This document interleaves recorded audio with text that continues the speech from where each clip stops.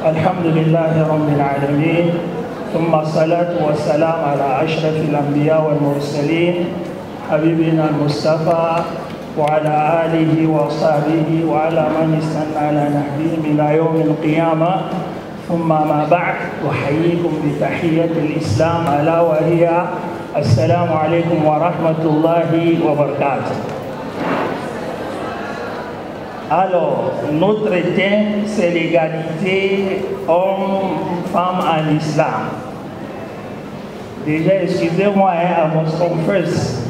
Quand on m'a dit que c'est 10-15 minutes, je me suis dit comment c'est possible de parler de l'égalité entre hommes et femmes en si peu de temps, parce que c'est un sujet vraiment pas facile et c'est un sujet vaste. Voilà, on va essayer.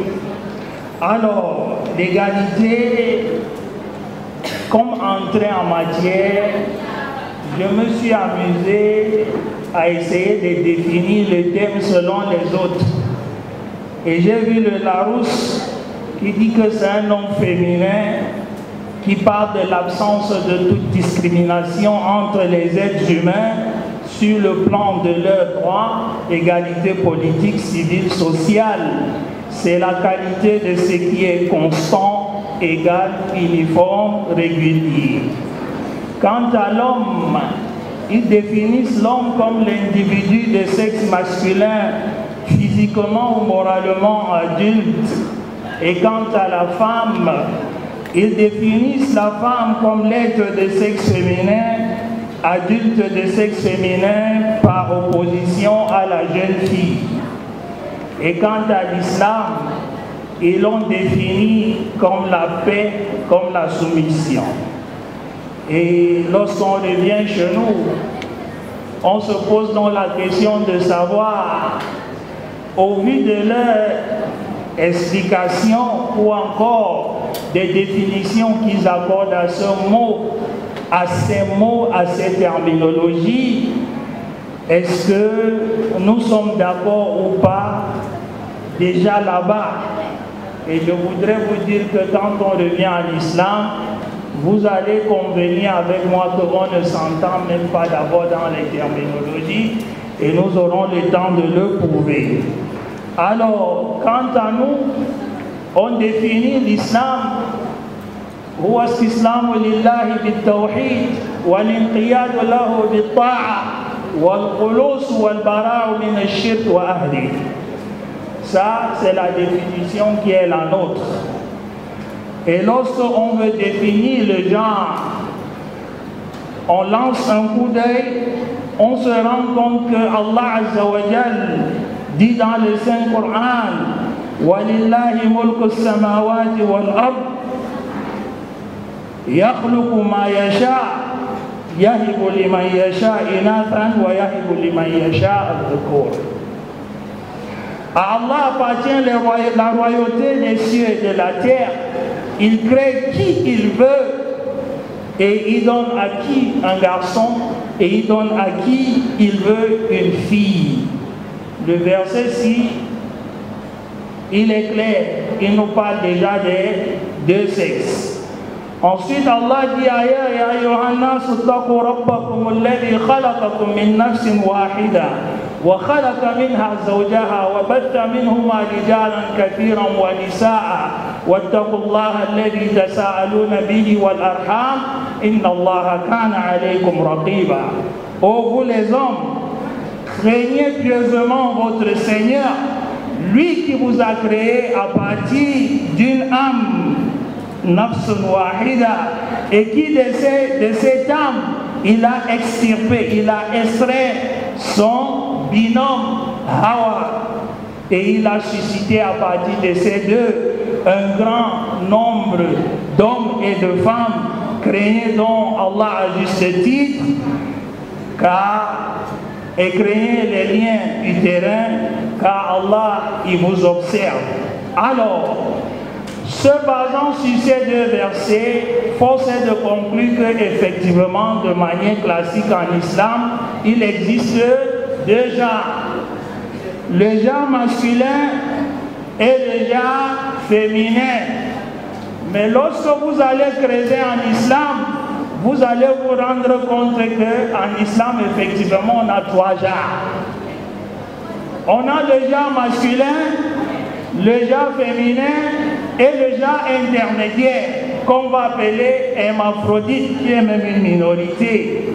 Et lorsque vous allez encore creuser, vous allez vous rendre compte que au niveau de l'hermaphrodite, on a encore 3 tendances. L'hermaphrodite à dominance masculine, c'est-à-dire la femme qui est dans un corps d'homme où les hormones dominantes sont les hormones femelles et mâles. Et l'homme qui est dans le corps d'une femme, qui peut avoir les 2 sexes, mais avec des hormones dominantes féminines. Et on a aussi al-khunta al-mushkil, c'est-à-dire l'être humain qui est au milieu, dont les hormones sont 50-50, homme-femme, il a les 2 sexes, et lorsqu'il urine, ça sort par les 2. Et là, on ne va pas dire que c'est la sorcellerie, on ne va pas dire que c'est la magie. Ça aussi, il faudrait que nous en tenions compte et qu'on sache qu'il y a donc ce genre de personnes que l'islam reconnaît, qu'il faudrait d'ailleurs classer au vu de l'influence que ça aura au niveau de la classification, au niveau de l'état civil et au niveau même, n'est-ce pas, de l'héritage. Une fois le décor planté, on connaît déjà c'est quoi nos genres. Alors, il est question de parler d'égalité. Pour faire simple, on peut parler d'égalité en islam, na'am, entre l'homme et la femme, mais dans des domaines spécifiques. On va parler d'égalité ontologique. Mes prédécesseurs, ils l'ont dit. Allah dit, oh vous les hommes, craignez scrupuleusement Allah, lui qui vous a créé à partir d'un seul être et à partir de celui-là tira son épouse et à partir des 2 suscita génération, génération et génération. Il ressort clairement de ce verset que la femme est une créature d'Allah Azza wa Jal. Elle possède un nafs, c'est-à-dire elle a cette âme, contrairement à ce qui a été dit avant l'islam. Et l'homme et la femme sont donc intrinsèquement égaux, car tirant l'origine d'un même prototype. Et Allah, il l'appelle zawj, c'est-à-dire binôme. Il ne faut pas toujours penser être femme. Oui, c'est femme, mais ici, il prend aussi une autre définition qui est le binôme. Alors, quand on voit ce texte, c'est clair que, effectivement, ce sont des binômes. Et ce verset, il postule donc de la communauté des sens, des hommes et des femmes, car il les rappelle que tous deux doivent avoir la prise de conscience de cette égalité foncière. Ils doivent se respecter l'un de l'autre comme ils se respectent eux-mêmes. Et ce verset appelle à ne pas négliger ce qu'on va appeler le lien matriciel qui existe entre les deux, car Allah, il nous a créés uniques, égaux, équivalents et complémentaires. Prenez en considération ces mots. Uniques dans notre genre, égaux de manière horizontale, équivalent en termes de droit vertical et complémentaire dans les relations qui nous lient. Si vous avez compris ça comme ça, alhamdulillah. Ensuite, il y a l'égalité déjà. Allah, il a dit, Allah, la royauté des cieux et de la terre, il crée ce qu'il veut. Il fait don de filles à qui il veut et il fait don de garçons à qui il veut. Ça, c'est la conséquence logique de l'égalité ontologique. On a ensuite l'égalité cognitive, parce qu'il ne faudrait pas penser que le fait de mener des activités cognitives est le propre de l'homme. Oh, que non! C'est le propre de l'homme et de la femme. Là-dessus, ils sont tous égaux. Alors Allah Azza wa Jal, il est dit, et mon prédécesseur l'a même dit, jusqu'à la fin du verset. L'islam vient ici dire dit quelque chose de manière claire. Puis lorsque tous les deux eurent goûté de l'arbre, ils prirent conscience de leur nudité, les deux. Leur Seigneur leur interpella. Ne vous ai-je pas interdit tous deux cet arbre? Il n'a pas dit un seul, vous deux. Vous êtes responsables. Naam, je vous ai dit qu'en vérité, le shaitan est un ennemi pour vous, un ennemi déclaré. Alors tous deux répondirent, ce n'est pas une personne qui a répondu, nous avons fait du tort à nos propres personnes. Si tu ne nous pardonnes pas et ne nous fais pas miséricorde, nous serons certainement du nombre des perdants. Et ici, cela a été dit. Le Coran revisite le mythe judéo-chrétien dit de la Genèse, qui voudrait que la femme soit la seule coupable du péché, mais l'islam ici vient dire que hey, c'est les deux qui étaient responsables. Alors c'est cela. Ensuite, l'égalité dans la foi, cela a déjà été dit avant moi. وَمَنْ يَعْمَلْ مِنَ الصَّالِحَاتِ مِنْ ذَكَرٍ أَوْ أُنْثَىٰ. Celui qui pose des bonnes œuvres, les œuvres vertueuses d'entre les hommes ou les femmes, tout en étant croyants, ceux-là entreront au paradis sans qu'ils ne soient lésés. Le verset est clair, homme comme femme, ça veut dire que les actes de chacune comptent, ils sont égaux là-dessus. Alors, il y a aussi l'égalité eschatologique, c'est-à-dire la vérité de ce qui attend tout un chacun dans l'au-delà après la mort. D'ailleurs, Allah, il est dit à plusieurs versets, si on prend juste un, Rabbana wa atina ma wa'adtana ala rusulika wa la tukhzina yawm al-qiyamah innaka la tukhlifu al-mi'ad fastajaba lahum rabbuhum anni la udi'u amala. Il ne peut pas laisser passer, n'est-ce pas, vainement les œuvres, mais de qui? Minkum min dhakarin aw untha. Il ne fait des vainement les œuvres de chacun d'entre vous, que ce soit un homme ou une femme. Ça veut dire que la rétribution après la mort, on est égal. Elle a posé ses actes, elle va répondre. Il a posé les actes, il va répondre. Donc, de manière eschatologique, l'homme et la femme, ils sont égaux devant Allah Azza wa Jal. Il y a aussi l'égalité spirituelle. Elle est une personne à part entière et non entièrement à part. C'est pour ça qu'elle peut avoir sa spiritualité. Qu'on fait Mariam. Mariam n'est pas un exemple. وَإِذْ قَالَتِ الْمَلَائِكَةُ يَا مَرْيَمْ إِنَّ اللَّهَ اصْطَفَاكِ. Allah l'a choisi pour sa spiritualité. Ça veut dire qu'elle peut jouir de cela. D'ailleurs, Mariam, c'est un modèle type de la réalisation spirituelle. Naam. Il y a aussi l'égalité sociale. Allah Azza wa Jal dit وَالْمُؤْمِنُونَ وَالْمُؤْمِنَاتِ بَعْضُهُمْ أَوْلِيَاءُ بَعْضٍ يَأْمُرُونَ بِالْمَعْرُوفِ وَيَنْهَوْنَ عَنِ الْمُنكَرِ وَيُقِيمُونَ الصَّلَاةَ jusqu'à la fin du verset. Ici, c'est l'égalité sociale. Écoutez ce qu'Allah dit. Les croyants et les croyantes sont soutiens intimes les uns pour les autres. Ils incitent au convenable et condamnent le blâmable. Ils accomplissent ainsi la prière, font l'aumône, obéissent à Allah et à son messager jusqu'à la fin. Allah a parlé de croyants et croyantes. Égalité, n'est-ce pas? Face à cette réalité sociale qui est celle de recommander quoi? Le convenable et d'interdire quoi? Le blâmable. Alors là, c'est clair que si on s'arrête seulement ici, il ressort de ces versets une réciprocité à la participation de la chose sociétale et de manière assez claire qu'il y a quand même une certaine égalité.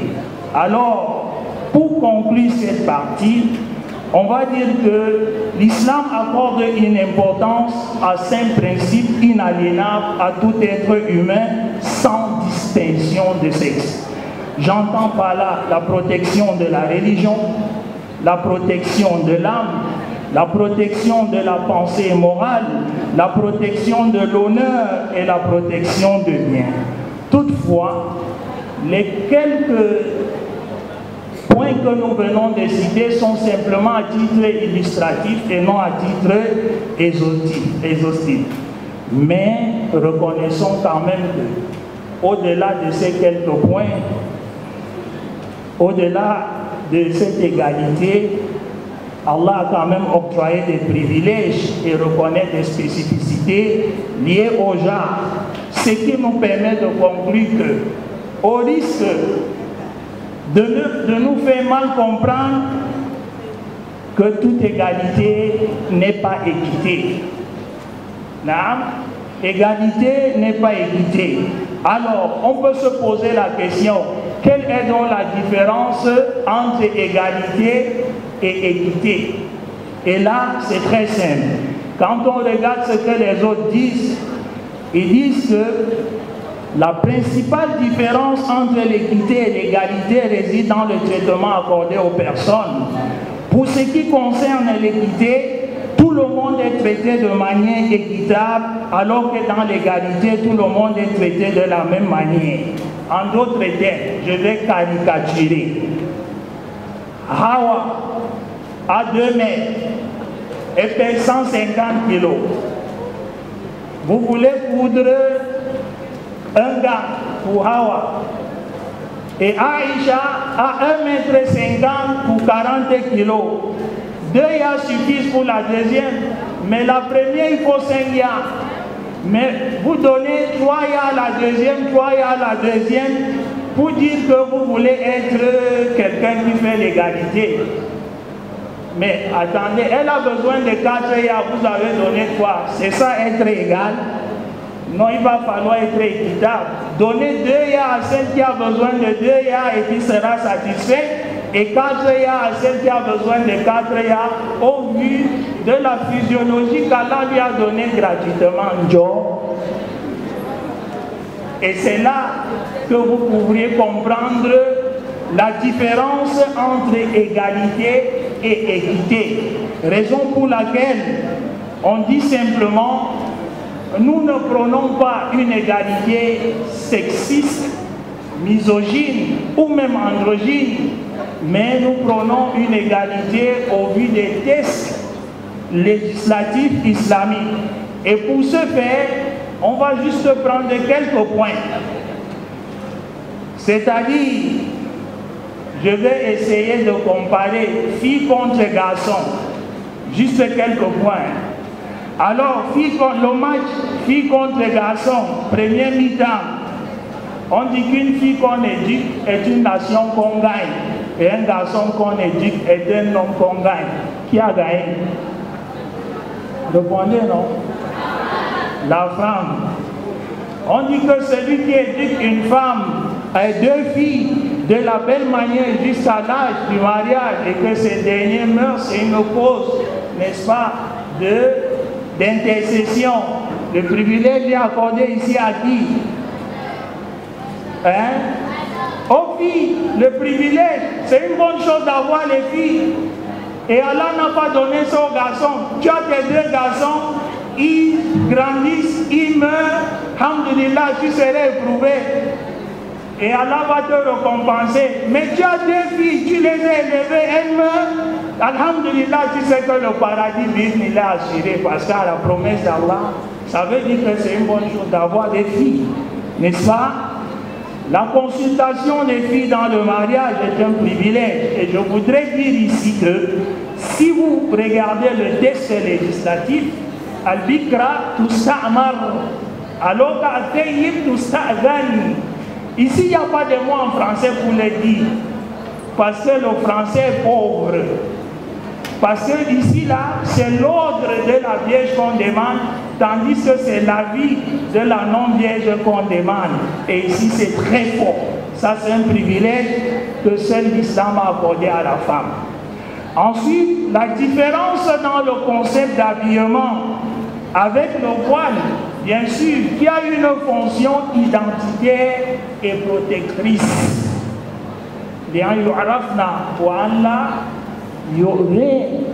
Afin qu'on puisse la reconnaître, c'est son habillement d'abord et ensuite qu'elle ne puisse pas être victime.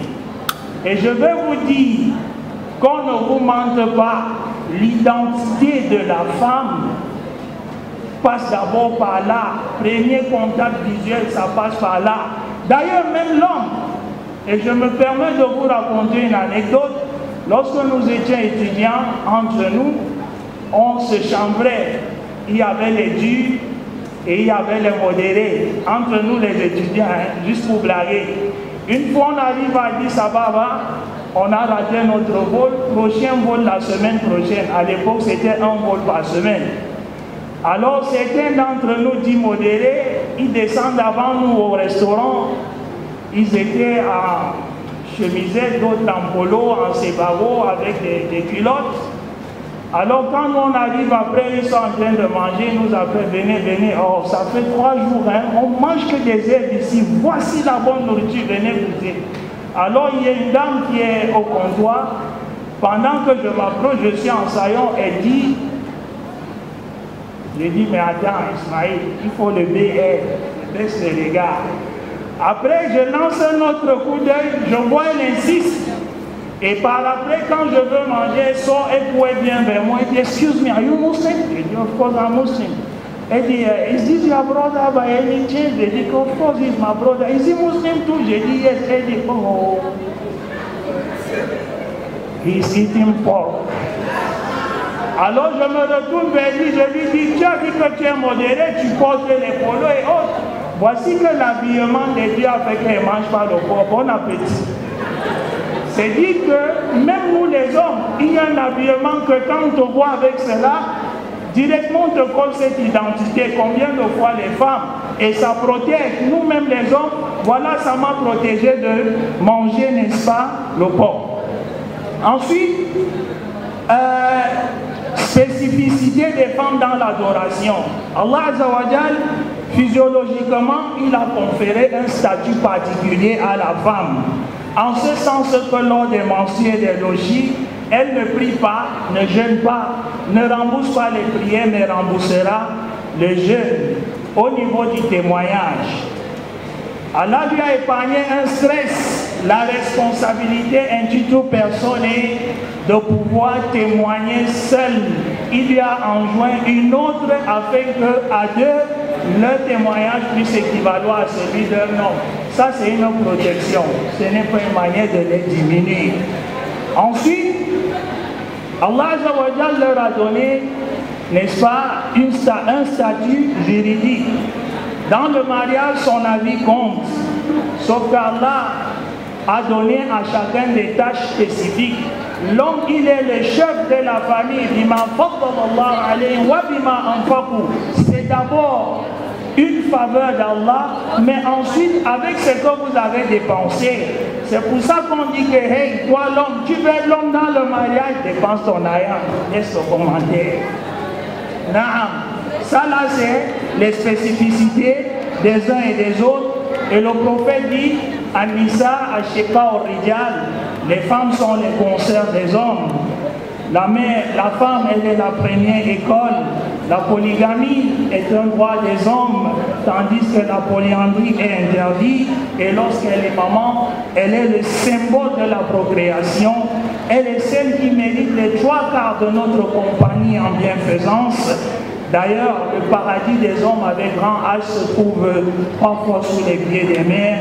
Elle a le droit à l'héritage, raison pour laquelle on peut conclure que nous sommes égaux dans la relation verticale qui nous lie envers notre Seigneur, et chacun de nous a des spécificités. Nous sommes complémentaires dans nos relations horizontales.